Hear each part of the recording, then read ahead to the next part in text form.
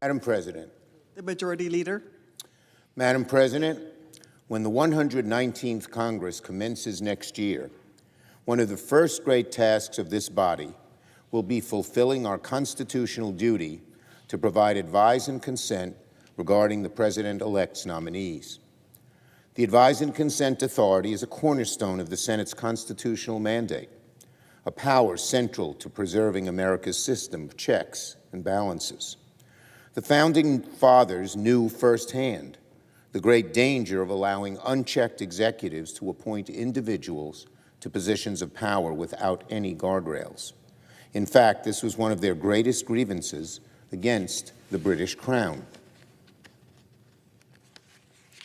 Very soon, the Senate will be called upon to exercise its Advise and Consent authority once again as a new administration enters office next year.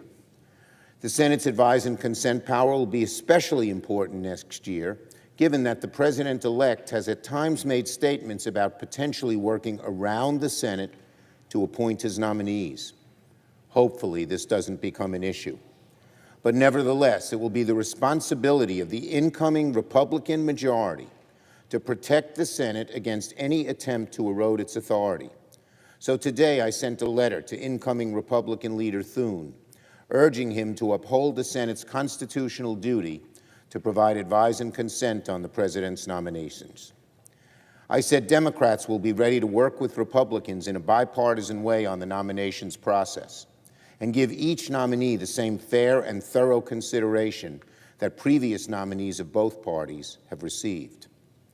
We should hold hearings with the nominees and markups in committee, and senators should be given the chance to vote on nominees here on the Senate floor. The American people deserve public servants who put the needs of the country ahead of the political needs of any individual, Republican or Democrat. The American people deserve public servants whose judgment, character, and experience inspires confidence and reflects our nation's highest ideals. Most of all, the American people deserve public servants who will uphold their oaths to protect and defend the Constitution of the United States. The best mechanism for ensuring the President appoints qualified, capable, and ethical officials is precisely the advise and consent power of the Senate. And it will be the responsibility of the incoming majority and the incoming majority leader to ensure that the authority of the Senate is carried out and preserved.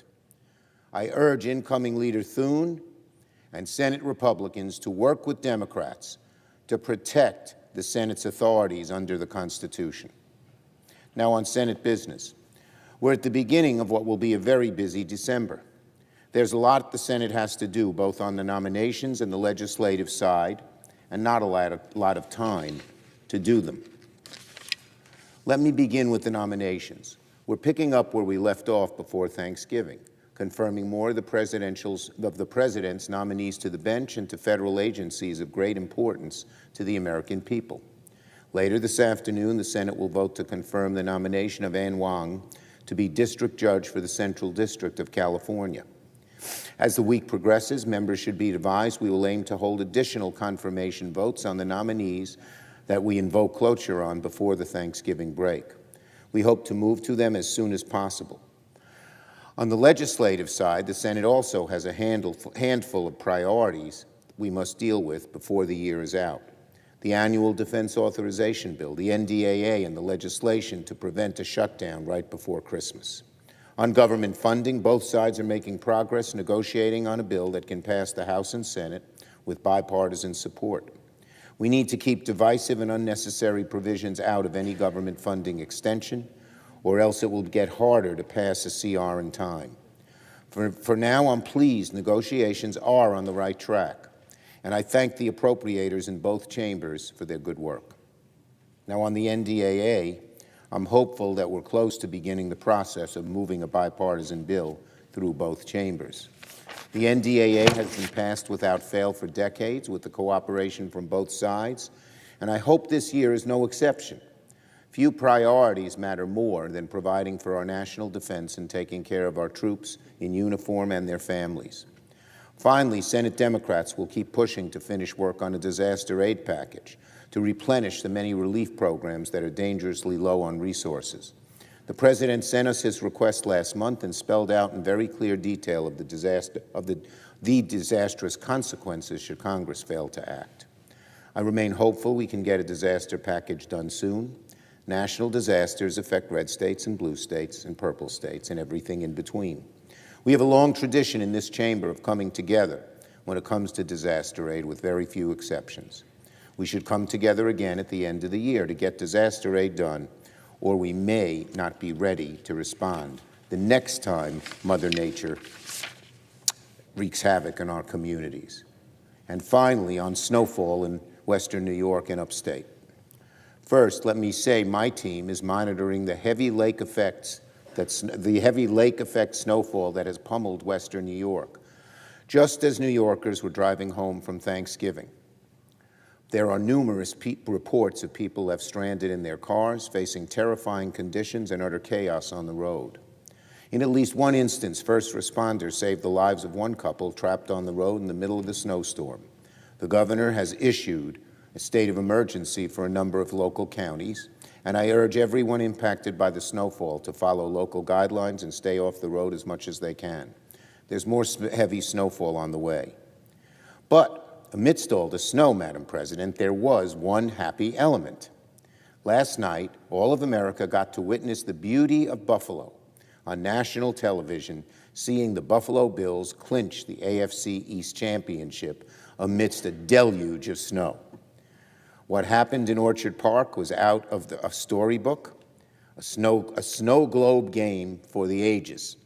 Despite frigid temperatures, mounds of snow, and a tough opponent, the Buffalo Bills came out with a huge 35-10 victory over the 49ers. It was an amazing game to watch. I watched the whole thing. Josh Allen did it all. He set the franchise record for the most total touchdowns and became the first quarterback ever to throw a touchdown, run for a touchdown, and catch a touchdown in the same game. An unthinkable hat trick. How impressive is that? And of course, as always, the Bills Mafia was out in full force, supporting the team, shoveling snow to get to their seats, and cheering even in the harshest conditions. They continue to show why the Bills Mafia is the most passionate and most loyal fan base in the league. Now, with their 5th straight division title, it's clear the Buffalo Bills are truly the beast of the East. So I only have 2 words to say. Go Bills. I yield the floor and note the absence of a quorum. The clerk will call the roll. Ms. Baldwin.